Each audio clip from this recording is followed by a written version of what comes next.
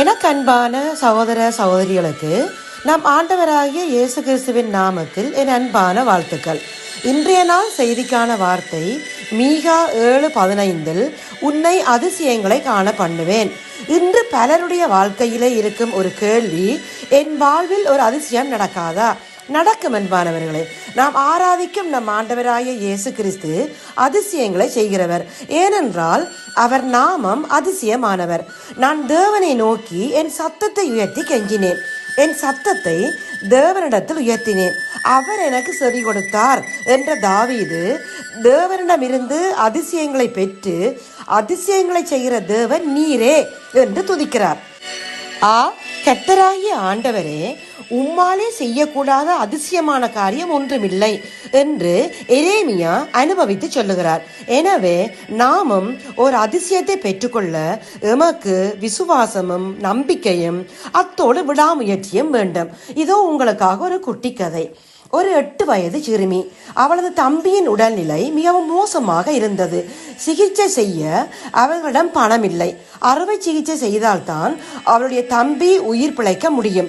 ஆனால் அவர்களுக்கு கடன் கொடுக்கவும் ஒருவரும் முன்வரவில்லை.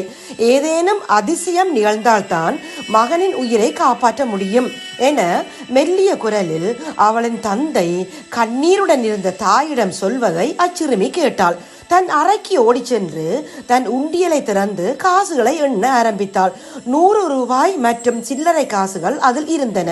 அதை எடுத்துக்கொண்டு வீட்டிற்கு அருகில் இருந்த மருந்து கடைக்கு ஓடி சென்றாள். கடைக்காரர் சிறுமியிடம் என்ன வேண்டும் என கேட்டார். என் தம்பியின் உடல்நிலை மிகவும் மோசமாக இருக்கிறது, எனக்கு ஒரு அதிசயம் வேண்டும் என கூறினாள். கடைக்காரருக்கு ஒன்றும் புரியவில்லை. என் தம்பியின் தலைக்குள் ஏதோ வளர்வதால் அதிசயம் நடந்தால்தான் அவனை காப்பாற்ற முடியும் என என் தந்தை சொல்வதை கேட்டேன். அதிசயத்தின் விலை என்ன என கேட்டாள். நாங்கள் அதிசயம் எதுவும் விற்பதில்லை என கடைக்காரர் வருத்தத்துடன் தெரிவித்தார். தன்னிடம் பணம் இருப்பதாகவும் வேண்டுமானால் இன்னும் சேமித்து கொடுப்பதாகவும் அதிசயத்தின் விலையை கூறுமாறு மறுபடியும் அச்சிறுமி விசாரித்தாள். நேர்த்தியான உடை அணிந்த ஒருவர் கடைவாசலில் நின்றிருந்தார். அவர் குனிந்து அச்சிறுமியிடம் என்ன விதமான அதிசயம் உன் தம்பிக்கு தேவை என விசாரித்தார். கண்ணீருடன் அச்சிறுமி தம்பிக்கு அறுவை சிகிச்சை தேவை என தன் தாயார் கூறுவதாகவும் அதற்கு வேண்டிய பணம் தன் தந்தையிடம் இல்லை, ஆதலால் தான் தன் சிறு சேமிப்பை கொண்டு வந்துள்ளதாகவும் கூறினாள். அவளிடம் எவ்வளவு பணம் இருக்கிறது என அவர் கேட்டதும் தன்னிடம் 100 ரூபாய் மற்றும் சில்லறை காசுகள் இருப்பதாகவும் மேலும் தேவைப்பட்டால் சேகரித்து தருவதாகவும் கூறினாள்.